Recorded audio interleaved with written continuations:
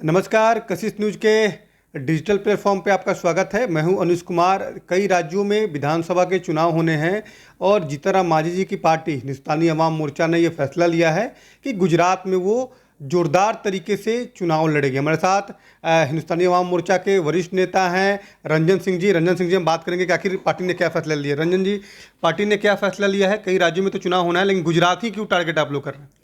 देखिए, गुजरात के टारगेट करने का बहुत सारा कारण है।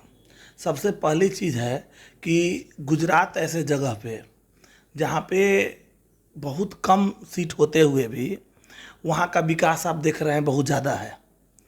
और इम्पोर्टेंट चीज़ है कि जब आप बिहार की बात करेंगे, यहाँ इतने सीट्स होते हुए भी यहाँ के विकास की धारा बहुत कम है। इसका पूरा का पूरा क्रेडिट जो है ना, हम बीजेपी को देना चाहेंगे। वो हमारे साथ हमारे बिहार के साथ सौतेलापन कर रहे हैं और इस चीज़ को कतई बर्दाश्त नहीं किया जा सकता है। जब तक आप सभी राज्यों को एक एक पैदान पे आप नहीं मापेंगे, आप समझिए कि वहाँ का विकास देखिए, वहाँ बहुत ज़्यादा विकास है। वहाँ मॉडल मॉडल मॉडल बोलते हैं और उनसे ज़्यादा सीट जीत के यहाँ से गए हैं वो बिहार से। उसके बाद भी उनकी स्थिति जो है, बीजेपी की जो स्थिति है वो छुपा हुआ नहीं है। हमेशा बिहार के साथ सौतेलापन का व्यवहार किया गया है और इसका परिणाम है कि अभी वो सत्ता के बाहर है। और महागठबंधन का जो एक नया आयाम तैयार हुआ है, उसका एक नमूना है ये। तो हम ये जस्ट इस चीज़ पे अपना फोकस देना चाहेंगे कि जब कोई भी चीज़ का आप अति कर दीजिएगा तो एक समय आएगा कि उसका विनाश होना ही होना है। आपको बताते चले, जैसा कि अभी हाल फिलहाल में हमारे हिंदुस्तान अवाम मोर्चा के जो हमारे संरक्षक महोदय हैं, पूर्व मुख्यमंत्री माननीय जीतन राम मांझी जी अभी गुजरात दौरा पे गए थे और वहाँ पे 2-3 दिन रह के भी आए हैं। वहाँ उन्होंने देखा कि इतने हुजूम में लोग वहाँ पे मिलने आए और लोगों ने उनसे बहुत रिक्वेस्ट किया कि सर, मतलब उनकी कि लगभग 2 दिन वो रुके, जबकि वो ऐसे नहीं गए थे, मतलब बोल के प्रोटोकॉल में नहीं गए थे, फिर भी लोगों का तांता लगा रहा मिलने के लिए। और उन्होंने रिक्वेस्ट किया कि नहीं, आप यहाँ से आइए और यहाँ से लड़िए, क्योंकि यहाँ, और जैसा कि उन्होंने आकलन किया, उन्होंने देखा कि वहाँ एक दलितों की बहुत संख्या है। और जैसा आप जानते हैं कि हमारे माननीय संरक्षक महोदय जी जो आज के इस पॉलिटिकल बैकग्राउंड में कहीं ना कहीं वो दलितों के मसीहा हैं और उनके रहते हुए जितना दलितों का सर्वांगीण विकास हुआ है वो जगजाहिर है।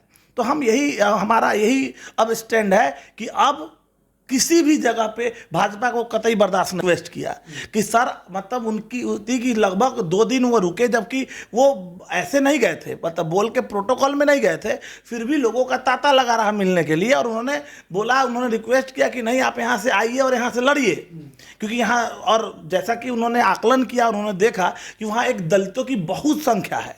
और जैसा आप जानते हैं कि हमारे माननीय संरक्षक महोदय जी जो आज के इस पॉलिटिकल बैकग्राउंड में कहीं ना कहीं वो दलितों के मसीहा हैं और उनके रहते हुए जितना दलितों का सर्वांगीण विकास हुआ है वो जगजाहिर है।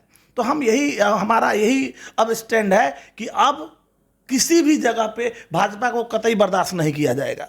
और इसी चीज़ को जोड़ते हुए संरक्षक महोदय ने ये आश्वासन दिया है और उन्होंने बोला कि हम बहुत जल्द गुजरात में हम लोग चुनाव शुरू करने वाले हैं। वहाँ पे जो चुनाव जो होगा उसमें अपने प्रत्याशी को हम लोग उतारने वाले हैं। बीजेपी का खेल खराब करेंगे आप? देखिए, बीजेपी का खेल तो ऐसे ही खराब हो चुका है।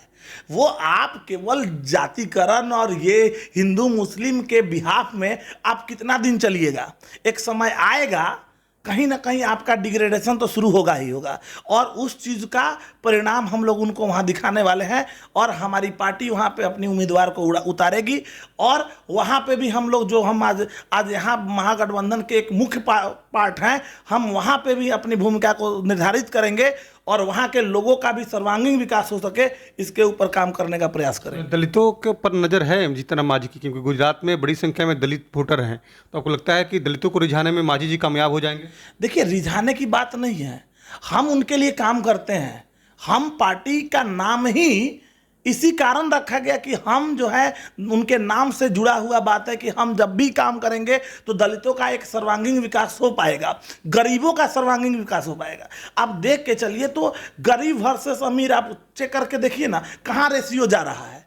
मैंने आप आरोप लगा रहे हैं कि मोदी सरकार में गरीब गरीब रह गए और अमीर ज़्यादा अमीर हो गए। है ही, ये जग जाहिर है। ये तो हर जहां जाइए, हर प्लेटफॉर्म पे कहीं भी आप चेक करके देख लीजिए, जिसका भी रिपोर्ट देखिए आपको दिख रहा है कि जो गरीब हैं वो लगातार गरीब होते जा रहे हैं, और जो अमीर हैं उनका तो वो आकाश गगनचुंबी इमारत को छू रहे हैं। जो ये इंडिकेट कर रहा है कि ये कहीं ना कहीं मतलब एक ढकोसलापन ये बोया जा रहा है, और इसको खत्म करने की आवश्यकता है, इसको रोकने की आवश्यकता है। तो आप लोग जाएंगे, गुजरात जाएंगे, प्रचार प्रसार करेंगे, दलितों के बीच में जाएंगे, तमाम वोटरों के बीच में जाएंगे? देखिए, इस पे हमारी कोर कमेटी की चर्चा बहुत जल्द होने वाली है। संरक्षण महोदय ने इसका आश्वासन दिया है कि हम लोग बहुत जल्द इस पे अपना जो वहाँ पे प्रत्याशी को उतारेंगे। उसके लिए हमारे राष्ट्रीय अध्यक्ष माननीय डॉक्टर संतोष कुमार सुमन जी और भी जो हमारे आला अधिकारी लोग हैं उनके साथ बहुत जल्द मीटिंग होगी, और मीटिंग के बाद जो वहाँ का फैसला लिया जाएगा और उन जगहों का चयन करके वहाँ पे बहुत जल्द अपने प्रत्याशी को उतारा जाएगा।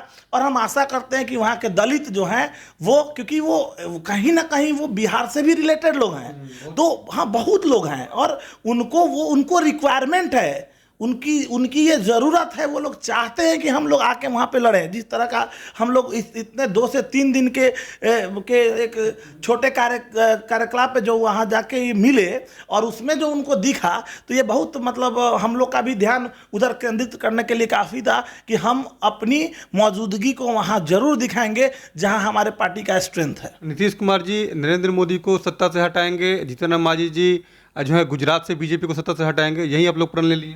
देखिए, हमारा सीधा काम है कि जो लोग काम कर रहे हैं उनको काम करने का मौका मिलना चाहिए।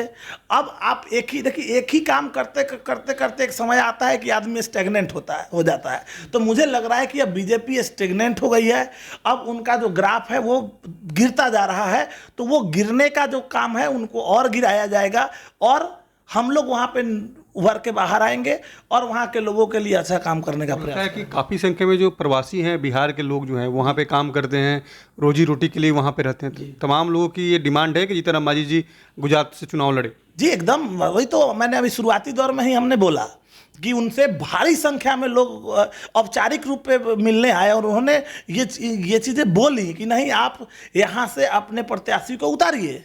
तो इन बातों को लेते हुए ये जो जितनी भी बातें हुई, जो उन्होंने आकलन किया, और आकलन करने के बाद उन्होंने बजाते इस चीज़ की घोषणा की कि नहीं, हमारी जो पार्टी है वो बहुत जल्द गुजरात से अपना कैंडिडेट उतारने वाली है।